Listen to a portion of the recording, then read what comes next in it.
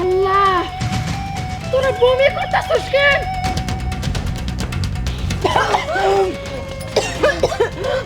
আল্লাহ, তোরা এভাবে বমি করতেছিস কেন? কালকে বিকালবেলা দেখছি ক্ষেতের মধ্যে বসে বসে দুজনে কসকস করে তেঁতুল খাইতেছিস। তাহলে আমি যেটা চিন্তা করতেছি এটা কি ঠিক?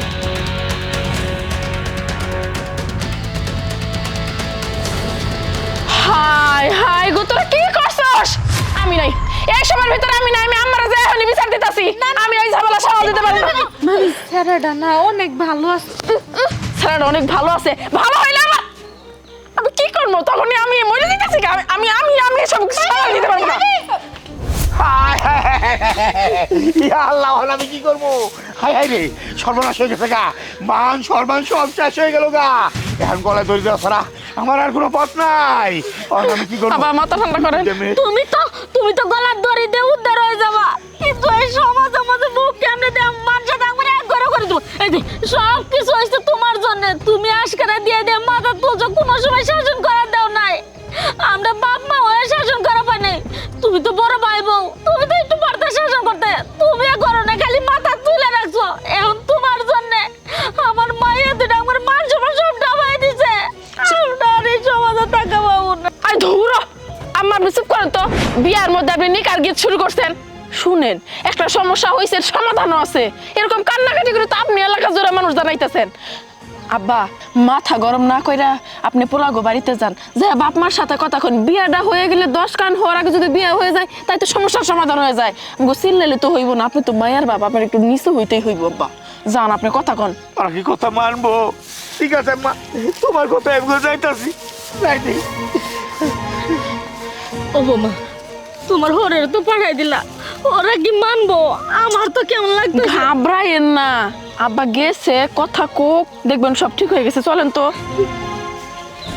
কত দান করার কামলাই ভাবি, বাইছিস না। আসসালামু আলাইকুম। ওয়ালাইকুম আসসালাম। আমি তো মহা বিপদে পড়ে গেছি গিয়া। আহা, কি বিপদে পড়ছস? কয় টিয়া বসে না বিপদ মানে কি? না টিয়া পয়সা কোনো কিছু দরকার নাই গিয়া।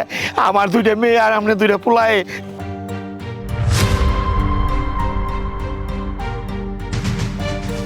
রফিক, তুই কি অতীতের কথা ভুলে গেছাস? অতীত সবসময় মনে রাখবি, অতীত কোনো সময় বলবি না। আমার দাদার বাড়িতে তোর বাপে বছর বাঁধা কামলা থাকছে, খাবার টাবার খাওয়া দেয়, আইডা খাবার গোনা পাচ্ছে। তোর বাপে ওই খাবার গোনা নিয়ে তগরে খাওয়াইছে। সেই ফ্যামিলির লোকজন তোরা। হ্যাঁ, আমার দুইটা পোলা জন্ম দিছি, বড় হয়েছে, জায়গায় জায়গায় ফুর্তি করবো। ওইসব মেয়েকে আমার ঘরে তোলা সম্ভব? হ্যাঁ, তোমার কি মাথা মাথা নষ্ট হয়েছে নাকি? ভাবি, দয়া করে আপনি না করেন না, আপনি অমত করেন না। আপনি একটু দয়া করে হইলেও আমার মেয়ে দুটো আপনি করে তুলে নেন, পুত্রবধূ হিসেবে পাইলে নেন। তা নইলে আমার গলায় দোষী দেওয়া ছাড়া কোনো কাজ। এই এই খাড়াস কথা কর, তোর আক্কেল দিয়ে আমি বাঁচি না। তুই কোন শরমে এই মুখটা দেখাইতে চাস? ওই মুখটা কথা পটপট করে বাই করতেছ। তোর জায়গায় যদি আমি থাকলাম নি না, গলা কলসি বাইন্দা আমি হাতা দিলাম নি। যা হাতা দেখা যা যা। খাড়াস কথা। মানবো না বৌমা, মানবো না। মানলে এখন তোমার ওরাই পড়তো। আম্মা, আপনি যে সব কাজে যে বেশি বুঝেন না, এটা আমার কাছে খুব খারাপ লাগে।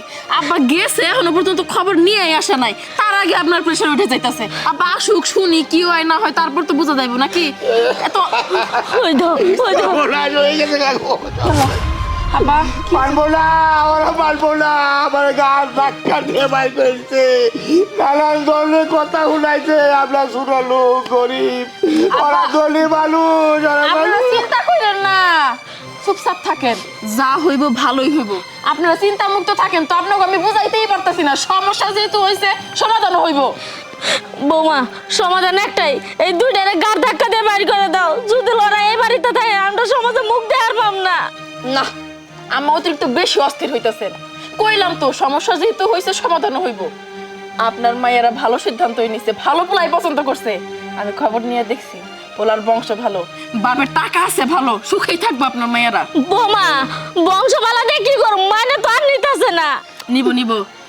এই কই তোমরা এদিকে আসো, আসা আসা। এই যে বাবা থাক।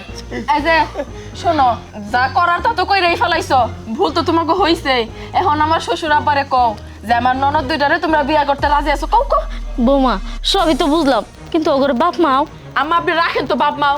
ওরা কি ছোট মানুষ নাকি? ওরা তখন বড় হয়েছে, 18 বছর পার হয়ে গেছে, অগর সিদ্ধান্ত ওরা নিতেই পারে।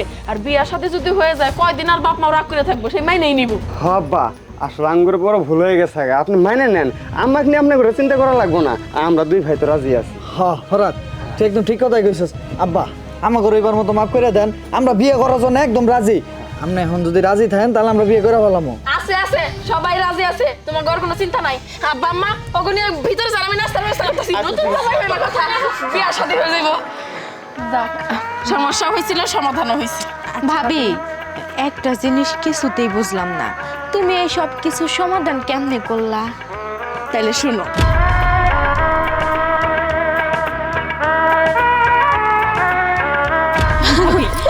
তোমার মতো ভাবি পায় না, আমরা অনেক খুশি।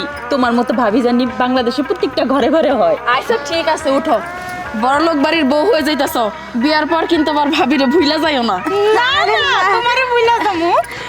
চলো চলো।